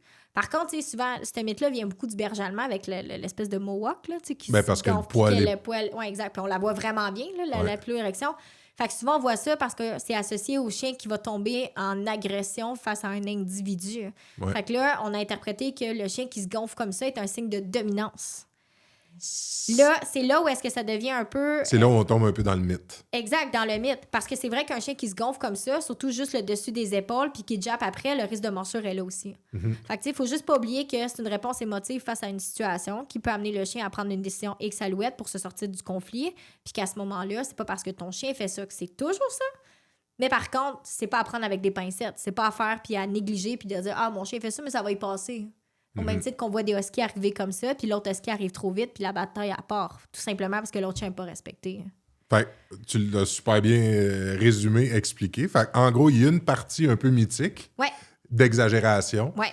Puis une partie là-dedans qui est vraie aussi. Fait que c'est un peu moitié-moitié. Cet exemple-là, il y a du vrai. Faut mesurer les conséquences de ça. Exact. Mais on n'est pas obligé d'appeler un intervenant automatiquement parce que notre chien lève la crête, parce que c'est une façon de communiquer qui est normale. Exact. Puis quand on communique, ça dépend comment la réponse est reçue, mais on s'attend à avoir une réaction. Exact. On s'attend à voir quelque chose qui va se passer. Par contre, il y a certains chiens qui vont pas réagir, puis il y en a d'autres qui vont réagir. Ouais. Par contre, moi, ce que je peux dire, c'est qu'en tant que propriétaire de chien, si vous avez un chien qui a, exemple, je vais donner l'exemple du parc à chiens encore, parce que c'est un peu là où on la voit le plus, ou dans la réactivité. Si ton chien démontre ces signes-là, pour moi, ça veut dire qu'en tant que propriétaire, tu as du travail à faire. Fait que je suis pas tout à fait d'accord avec le fait de ne pas consulter. Dans le sens où, là, je presse un peu ma paroisse, là, dans un sens, là, mais si, exemple, tu vois ce comportement-là et que toi, tu as de la difficulté à évaluer la situation, des fois, d'avoir quelqu'un qui est objectif à l'extérieur pour pouvoir te dicter, finalement, OK, il se passe ça, peut-être que tu pourrais travailler là-dessus à ce moment-là. Je pense que là, ça a sa place. Par contre, de là à partir en peur puis de commencer à hypothéquer la maison parce que là, le chien a un problème, ça, tu comprends? C'est de faire les deux affaires. Par contre, pour moi, c'est important d'aller évaluer quand même la situation pour être sûr que ça continue pas parce que ça peut s'envenimer, cette histoire-là. Ça peut tourner en bataille. Un chien qui finit qu'il n'y a pas de conflit, avec le temps puis la confiance peut tomber en conflit. Donc, tu sais, quand je dis que c'est pas à négliger... Soyez quand même prudent par rapport à ça. Fait que si j'amène mon chien au parc à chiens, par exemple, mon chien est super excité, c'est un puppy, il a 6 mois, la crête lui lève, classique golden, les autres chiens arrivent super vite dessus, et que là, finalement, le chien est inconfortable, mais il a décidé de figer finalement dans le conflit parce que c'est un bébé chien et qu'il n'est pas tout à fait confiant, puis que finalement, bon, par le fait qu'il n'a pas bougé, tout le monde l'a senti, ça finit par sortir de là, il va se secouer plus loin, qui est un exemple que j'ai déjà donné aussi. Ben, à ce moment-là, il n'y a pas vraiment de problème. La résolution de conflit, c'est réglé comme par lui-même. Par contre, ce petit golden-là va grandir. Et bon, comme le 8, 10, 9 mois, 1 an et demi, moi, j'aime pas parler de l'adolescence, mais en vieillissant, le chien va prendre de la confiance, mélangé avec un peu d'insécurité, un peu de je sais pas trop ce que j'ai le droit, pas le droit de faire. Et là, qu'est-ce qui va arriver? Il va faire la même crête. Mais à ce moment-là, peut-être que quand ton chien est rendu à 10, 11 mois, là, il va décider d'attaquer l'autre chien parce que l'autre chien n'a pas respecté son espace. Parce que lui, son signal qu'il a envoyé, c'était comme « je suis pas bien, va-t'en ». Donc là, ça tourne au vinaigre. Ouais. Ou il va se faire attaquer. Oui, ou à l'inverse, il va arriver quelque chose. Donc pour moi, c'est pour ça que je dis, prenez pas ça à la légère quand le chien démontre un inconfort. Restez vigilant. Puis une fois qu'on a pu démystifier qu'est-ce qui se passait, soit demander de l'espace aux autres chiens pour respecter le chien, ou soit toi montrer à ton chien que tu peux te sortir de la situation, genre en réactivité en laisse. À ce moment-là, c'est différent. Fait que tu vois, moi, ma perception un peu plus de la vieille école. Ouais. Je suis vraiment du genre... Ben, il y a mon contexte aussi de pension, moi, qui fait que... Tu sais, mes chiens qui sont ici sont sélectionnés. Exact. Fait que moi, le chien qui arrive avec une crête, ben, je le banalise dans le sens que c'est quelque chose qui arrive à tous les jours. Ça va arriver, mais je sais que les chiens qu'il y a là, la réponse qu'il va donné à cette crête-là va être correct parce que les individus sont clairement choisis, sélectionnés ici. Fait que je suis influencé par ça. Je l'assume pleinement. J'ai une tendance à le banaliser. Exact. Parce que je l'entends souvent aussi de mes clients. Mais je pense que le meilleur moyen de se positionner là-dedans, c'est de prendre... d'être à mi-chemin, peut-être, entre pas tirer le signal d'alarme trop vite puis ne pas le banaliser trop comme je le fais dans le contexte. Exact. Ici, chez nous, avec mes clients, mes pensionnaires qui ont été sélectionnés. Exact. Ça amène à dire que, tu sais, c'est des comportements qui sont normaux. Par contre, il faut juste savoir bien les interpréter, puis il faut juger si le chien est prêt ou pas prêt. Tu sais, après ça, c'est une question de perception. Ouais. Mais tu sais, pour monsieur, madame, tout le monde, qui logiquement, ils n'ont pas un grand espace. Aussi, c'est une autre affaire. Si ton chien est coincé dans une salle, par exemple, comme un cours de maternelle, là, je vais donner un exemple typique. Je suis un cours de maternelle, on en offre, OK, on n'a rien contre les cours de groupe. Mais que là, tout le monde se met à jouer ensemble. C'est le puppy game. Les chiens sont tous ensemble. Puis j'ai un petit chien qui est gêné là-dedans avec la crête sur le dos puis qui n'est pas confortable. Ce chien-là, l'opportunité de s'en aller n'est plus une possibilité. Il est pris dans la salle. Mm-hmm. Versus, toi, tu arrives ici, Saint-Jean-de-Marta, tu as beaucoup d'espace. Le chien, s'il arrive avec la crête, il y a une possibilité de s'en aller à quelque part. Oui, absolument. Ça change complètement la donne. Il n'y a pas de laisse aussi. ici. Pas de laisse et pas de collier. Tout ça change la donne. Fait que c'est important de comprendre que des fois, même en bas âge, sans le vouloir, on va créer des troubles de comportement parce qu'on veut bien faire. C'est pas que les cours sont pas bons. C'est vraiment juste de dire que si tu as un petit chien gêné, ben à ce moment-là, l'intervention de l'intervenant, ça serait de pouvoir montrer aux autres chiens à respecter les chiens qui sont plus gênés. Fait que là, tu sais, là, ça devient une question de gestion d'espace puis un peu d'enseignement face à l'individu pour montrer qu'il garde, il va prendre confiance tranquillement. Puis une fois qu'il va avoir pris confiance puis qu'il va recommencer à être un peu plus bad boy, ben là, on pourra, tu sais, à ce moment-là, rediriger vers d'autres choses. Fait que tout est un processus. Sans oublier qu'il y a des cas où, tu sais, c'est comme l'humain, il y a des chiens qui aiment la bagarre et qui vont se servir de cette crête-là pour inviter l'autre congénère à se battre. Ah ben là, tu tournes dans la génétique de chaque chien, là. Fait que, tu sais, c'est clair que cette crête-là, il y a des chiens qui ont du plaisir à la montrer en assumant pleinement les conséquences. J'ai aucun doute à ça. Fait que, aucun moi, un chien qui va arriver avec cette crête-là qui va jusqu'au bout, tu sais, le trognon de la queue, là, puis qu'il a le flag dans les airs, puis qu'on n'est plus à 90 degrés, là, la queue se rapproche du corps, puis si on a un chien que la queue peut rouler... C'est la queue qui est... Exact. Ben, en fait, c'est un peu comme j'ai travaillé dans un bar comme Dorman quand j'étais plus jeune. Ben, il y en a qui viennent, puis là, qui venaient, les bars, ça existe presque plus, mais leur but, c'était, ben, à soir, je trouve quelqu'un pour me battre. Ouais. Fait que... des amis de même, moi. Je me tenais pas longtemps avec eux autres dans le bar. Fait que, tu sais, ces signaux-là, là, je me rends compte que même sur des anecdotes comme celui-là, ou sur des faits comme celui-là, on pourrait... Oui, on pourrait en parler pendant des heures, mais en gros, tu sais, la crête... Soyez prudent. Exact. Observez votre chien. Mettez ça clair, puis assurez-vous de mettre votre chien quand même dans des situations où vous êtes encore en contrôle. Puis, tu sais, après ça, là, ça va être de voir. Puis dites-vous que c'est pas parce que c'est un bébé chien de 6 mois que quand il est rendu à 10 mois qu'il va réagir de la même façon. Tu sais, ça, c'est drôle, hein? Tu sais, je suis en accord avec ce que tu dis, puis je l'entends, puis mais je me rends compte qu'on est de deux générations aussi. Deux réalités, oui. Moi, je suis dans la génération avec podcast, tu sais. Moi non plus, j'avais podcast, by the way. Fait que, tu sais, on assumait à peu près toutes les conséquences. Fait que c'est clair que tu sais, qu'on ait 60 ans, 50 ans, 40 ans, 30 ans ou 20 ans, on n'a pas la même perception de tout ça, tu sais. Non. Moi, à mon âge, ben, quand t'es jeune, les casses de bicycle, ça n'existait même pas. Fait que prends-les ton bicycle, puis casse-toi la gueule, puis tu vas apprendre quelque chose. Tu sortiras dans la piscine quand t'es scratché, là. Ça va se fait que ma perception de la crête, moi, je la banalisais, mais en fait, faut pas la banaliser. Mais en fait, il faut dire une chose aussi. Il y a une grosse... Puis là, moi, c'est peut-être teinté par mon travail. Il y a une différence entre ce que moi, je vais dire à un client versus ce que moi, je vais travailler avec mes chiens. Tu sais, moi, mes chiens, je vais banaliser la crête, je vais l'observer, je vais faire comme, bon, je le sais quand il y a de même, ça tombe ça. Tu sais, à un moment donné, quand tu connais ton chien, t'es correct. Ben ouais. Mais monsieur, madame, tout le monde, j'ai un petit hic parce qu'une bataille, ça se déclenche vite, exemple, dans un parc à chiens. Puis que finalement, t'es responsable des dégâts de l'autre. C'est peut-être mieux de juste pas aller au parc à chiens. Ah, ben là, ça, c'est un autre sujet. OK, je te lance une autre chose. OK, je t'en lance une dernière. Vas-y, la dernière, après ça, on fera les autres une autre fois. On se les garde pour une autre fois. Exact. Là, Joanie, tu sais, mon chien, là, j'ai entendu dire que s'il passait la porte avant moi, ben, il me domine. Oh, mon Dieu. Qu'est-ce que je fais avec ça? Pourtant, mon chien est devenu agressif. Pourtant, il n'a jamais passé la porte avant moi. Je t'ai reviré ça de bord, là. Ah, j'adore Qu'est-ce ça. qu'on fait avec cette histoire de porte-là?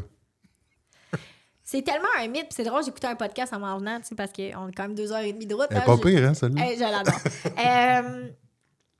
Mais tu sais, ça ramène à certaines anciennes croyances qu'on peut dire qu'on pensait éduquer le chien en le cassant avec des exercices d'obéissance puis en pensant qu'on était capable d'avoir le contrôle. Je comprends le contrôle des impulsions, du passage dans les portes, les choses comme ça. De là à demander un assis, moi, je demande pas un assis. Moi, ce que je demande, c'est juste passe-moi pas dans les jambes puis bouscule-moi pas dans la porte. Moi, je vais gérer plus ça avec l'espace par le fait que j'ai une bulle personnelle puis tu te dois de pas me bousculer dans la porte, au même titre que tantôt, on va sortir dehors, on se garochera pas dans la porte, savoir ce qui est le premier qui sort, tu comprends? Parce qu'à un moment donné, genre, je vais être perdante. Ben, si je réussis, genre, à te plaquer, je vais passer. Fait que pour moi, c'est ce game-là que je vais enlever. Fait qu'il y a une notion de respect qui est intéressante. Que moi, je trouve que c'est intéressant à maintenir. Par contre, de là, absolument, à faire le assis, comme je te dis, je le sais pourquoi ils le font. C'est un contrôle des impulsions, l'impulsion de vouloir aller à l'extérieur. Je comprends pourquoi ils font le assis, tout ça. De là à dire que c'est parce que tu domines ton chien, oh mon Dieu, jamais de la vie. Il y a jamais ou à l'inverse, que c'est parce que ton chien te domine, parce qu'il a passé dans la porte. Fait que, tu sais, il est vraiment... Je pense qu'on a un exemple parfait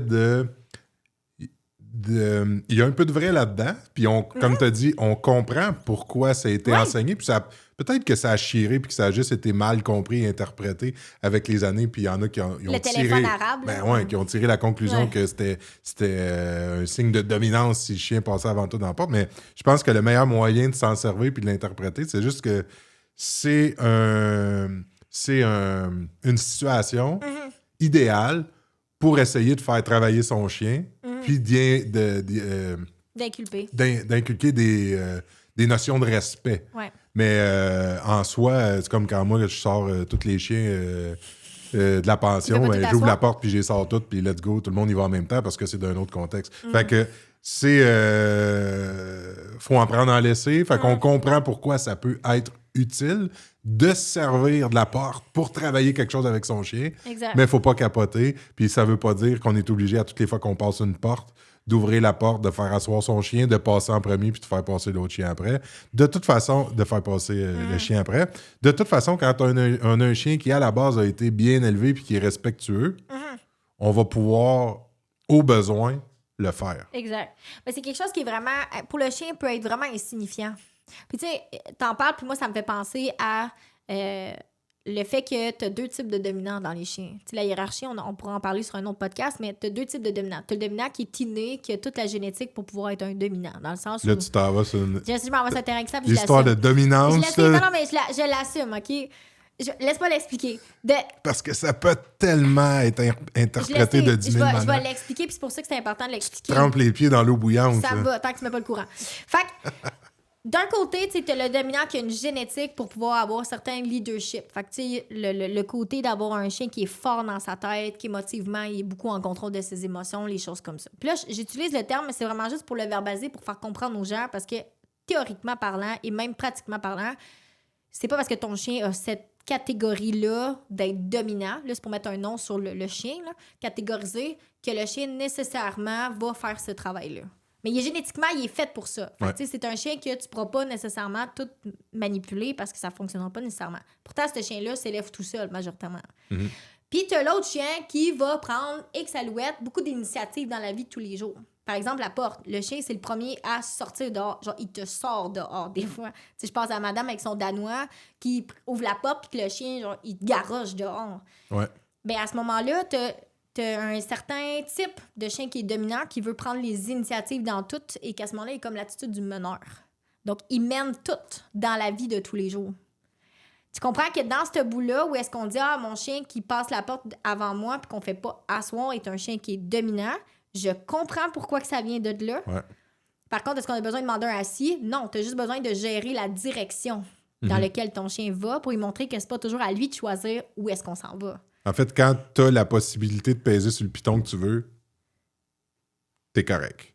Tant que une fille qui travaille avec un e-collar, quel piton?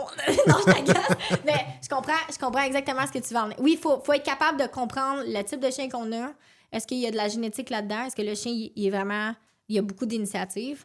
Ou est-ce que le chien prend des initiatives et ça nous amène à un déboulement de comportement autre? Ouais. Fait que pour monsieur, madame, tout le monde qui a un chien, le passage dans les portes, c'est quelque chose que moi, je travaille. Je te mentirais que je dirais que mes clients qui viennent chez nous, je le travaille pas.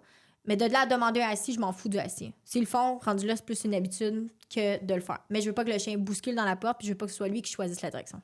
Si on est capable de le faire au besoin, on a quand même une bonne partie de la recette. Ouais, là, il y a une question de constance, là. Faut faire attention. Tu sais, moi, je pense... J'ai une idée dans la tête, parce que moi, j'ai un berger allemand, No, qui est comme ça. C'est un chien qui a beaucoup d'initiatives. OK? C'est un chien qui est pas nécessairement dominant, mais c'est un chien qui aime ça, que ça marche. Depuis tantôt, c'est parce que le dominant, Joanie, à toutes les fois, j'ai graphine un peu.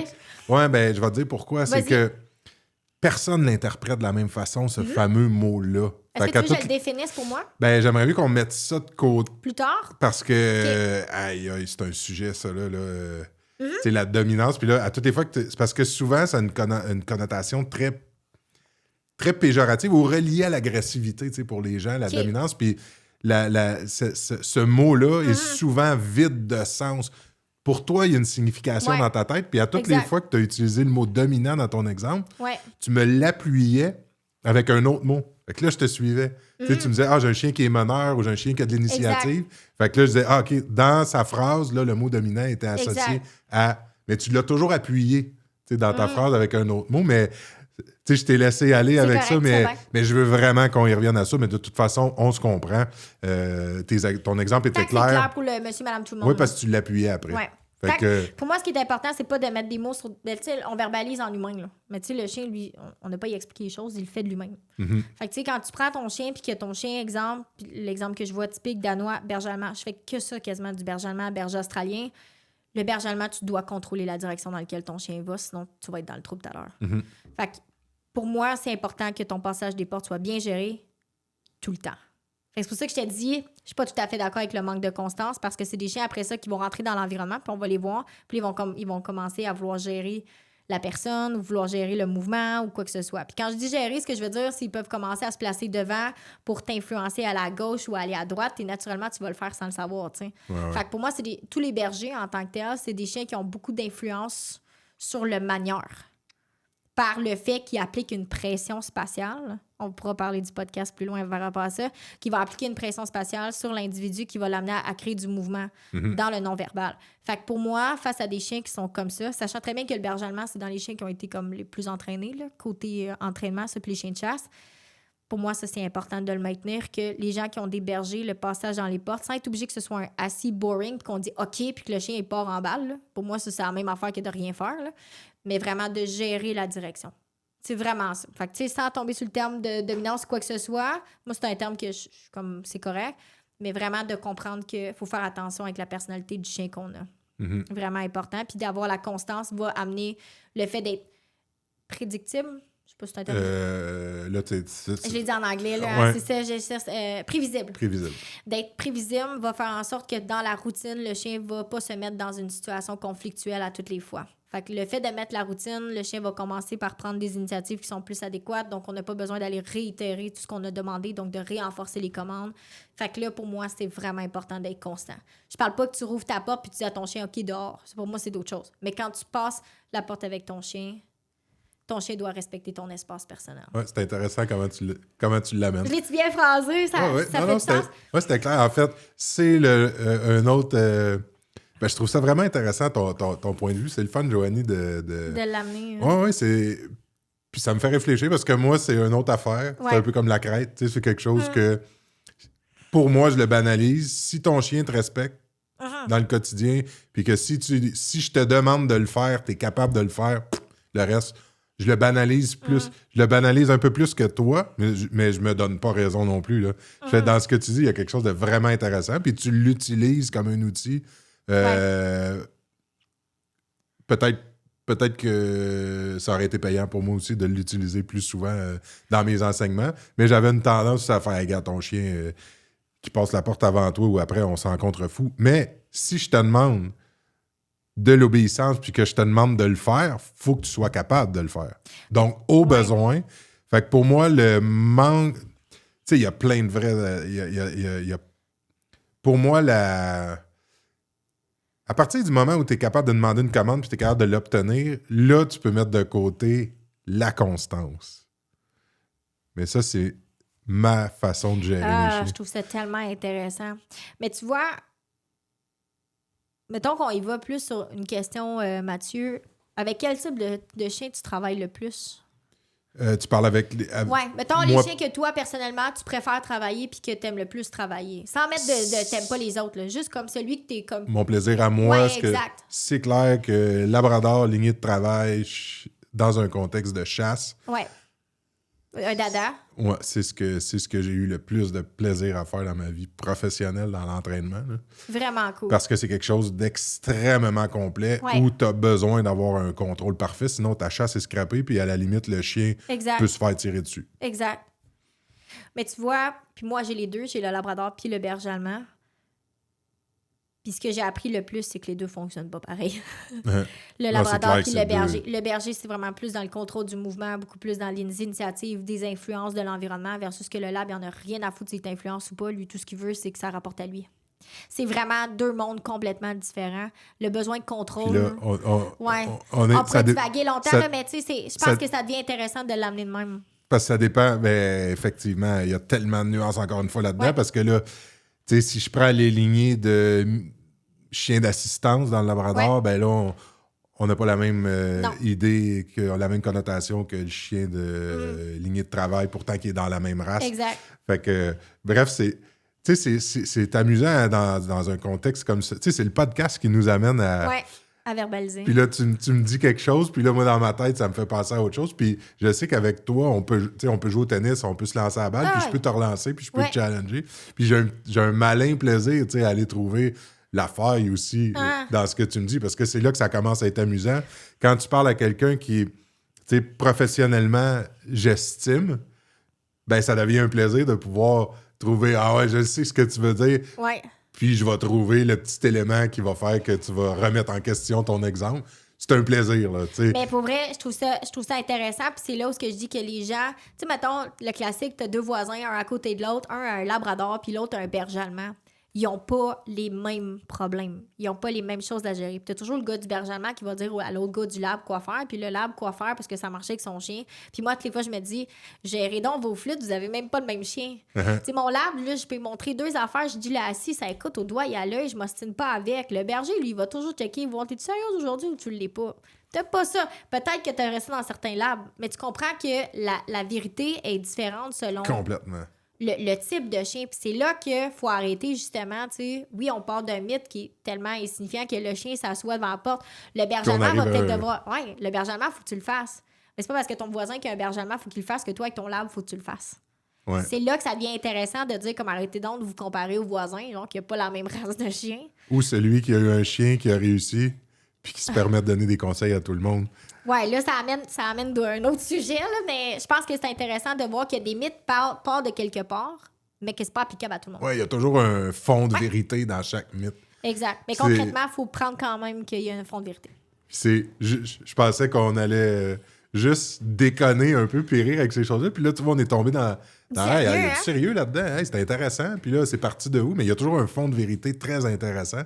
Puis qu'on peut juste en rire puis le banaliser, mais on peut trouver le sérieux là-dedans, puis essayer de gratter puis de l'analyser un peu. Puis c'est là que ça devient intéressant. Là. Tu vas rire, ça, c'est mon métier. Juste avant que tu continues, mon métier, tu sais, qui est beaucoup de travailler avec la personne. Puis il y a un truc que moi, j'ai de la difficulté, c'est d'aller ridiculiser le client. Puis là, je dis pas qu'on fait ça, mais d'aller ridiculiser le client face à une situation qu'il fait parce qu'il pense bien faire. Ben oui. Puis de le banaliser, puis de négliger, j'ai de la misère à ça. Fait que j'essaie toujours d'aller comprendre de où que ça vient, cette histoire-là, pour que cette personne-là le fasse. Ouais. Puis qu'après ça m'amène à dire, comme, finalement, il est pas si cave, tu comprends? Finalement, il y a une raison derrière ça. Est-ce que la raison est encore valable aujourd'hui? Ça, c'est d'autres choses. Mais il y a une raison du pourquoi qui est faite. Fait que je trouve que ça l'enlève un peu le côté à je sais pas comment l'amener, à se moquer dans un sens, tu sais, face à une situation. Fait que, tu sais, si les gens font ça à la maison, il n'y a pas de stress, on sait pourquoi vous le faites, on comprend. Est-ce que c'est vraiment pratique pour votre chien? C'est à vous de faire une idée, une ou l'autre, si ça vous convient, tu sais. Tu sais, quand les gens vont sur Google, puis que si Google, mon chien passe la porte, ben là, ils deviennent tout mêlés. Ben oui. Puis là, ben c'est un peu ça, on s'amuse avec ça, puis on essaye de démêler. Puis en fait, tout est un peu vrai, tout est un peu faux, il faut en prendre et en laisser. Ouais. Mais il y a quelque chose d'intéressant au fond de chaque mythe. Ouais. Puis, tu sais, comme ta perception... C'est drôle quand t'as défini, là, tu passais à ton lab puis ton berger allemand. Ah ouais.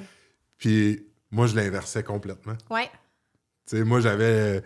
dans ma tête, dans l'exemple, quand on va parler d'un lab, lignée de travail, c'est le chien qui peut être coriace puis qui peut puis qui en a rien à foutre de l'obéissance. Puis pour moi, le berger allemand, c'est à peu près ce qu'il y a de plus malléable et docile. Fait que... Mais c'est là la différence, puis ça dépend aussi de la motivation du chien. Tu sais, j'ai des... Puis tu sais, j'aime pas dire le berger allemand, il est de même, parce que le berger allemand, t'as une grande braquette, t'as de la lignée de chaude, de la lignée de travail, t'as de la lignée de sentinelle. On s'entend, là, on l'a mis de même, là, mais dans la vraie vie... on a le droit de s'amuser à le garrocher comme ça. Exact, on l'a garroché, mais dans la vraie vie, ils ont chacun leur personnalité, chacun leurs affaires, puis tout va jouer. Moi, j'ai 2 bergers allemands chez nous, 2 chiens complètement différents des 2 côtés. Fait que c'est vraiment intéressant de voir qui est plus la tête, le meneur de vouloir essayer d'aller dehors, de tester un peu la machine. Mais il est de même depuis qu'il est bébé. Ouais. Versus ma petite lab qui est toute soft, toute belle, toute cute, tu sais, mais qu'elle veut donner de l'obéissance puis elle veut plaire. Mais j'ai travaillé du lab, là, écoute, c'est des bétons, là. Ça veut pas faire de l'obéissance, ça veut juste être dans son nez, ça veut faire tout sauf écouter. Le désir de plaire est pas toujours là. Fait que je trouve ça intéressant, moi, d'amener la différence entre les deux. Puis tu sais, moi j'aime ça dire, il y a la normalité, t'as la courbe du chien normal, puis t'as les 2 extrêmes de chaque bord. Fait que des fois chez toi, tu peux avoir l'extrême. Tu comprends? Ouais. Puis ton image que tu vas t'avoir faite de cette race-là, c'est l'extrême. Et là, tu vas te reprocurer un autre berger allemand, parce que là, j'ai dans la tête, tu vas te reprocurer un autre berger allemand, puis lui, il est complètement mongol. Fait que là, tu te dis, mais voyons, c'est mon chien qui est brisé. Non, c'est dans... Toi, t'as eu une exception. Le normal, c'est ça. Puis moi, j'en ai travaillé beaucoup de gens qui ont eu des bergers allemands. Toute leur vie, en ont eu 3, 4, 5. Ils en arrivent avec un, puis lui, il est comme... Il est disjoncté. Il est dans l'autre extrême, tu sais, de ce qu'ils ont eu. Fait que c'est pour ça que c'est important de dire que, oui, il y a la race, mais il y a les extrémités. Il y a les individus. Il y a la normalité, sans mettre de mots. Mais tu sais, t'as une courbe qui a une tangente, mettons, qui serait le meilleur terme. T'as une tangente de race, puis t'as les 2 extrêmes. Mais ça reste quand même que tu peux pas prendre juste ton chien chez vous. Comme moi, j'ai un lab, mais c'est pas comme toutes les labs. C'est parce que j'en ai travaillé d'autres que j'ai vu une tangente dans la race. Comme je travaille que du berger allemand, que j'ai une tangente. Ouais. Fait que le pire à écouter, c'est le mononcle qui a eu un labrador, puis que ça a fonctionné, puis il dit, moi, je connais ça, les labradors, parce que j'en ai eu un, puis j'ai fait ça, puis ça a fonctionné. Le pire exemple que j'ai, là, c'est le monsieur qui m'arrive, puis qui me dit, moi, connaissant, j'ai eu 10 ans. Parfait. Combien vous en avez eu? 1. En 10 ans. En 10 ans. Hey, Joanie, on s'en garde. Écoute, je me suis fait une liste, je me suis amusé ça va être cool, hier, mais écoute, je pense qu'on en a pour 10 ans. Ouais. Mais là, je me rends compte que chaque point que j'ai ressorti est quasiment un sujet de podcast. T'sais, on en a fait juste deux, on a jasé plus que 30 minutes. Hey, merci, Joanie. J'ai eu bien du fun.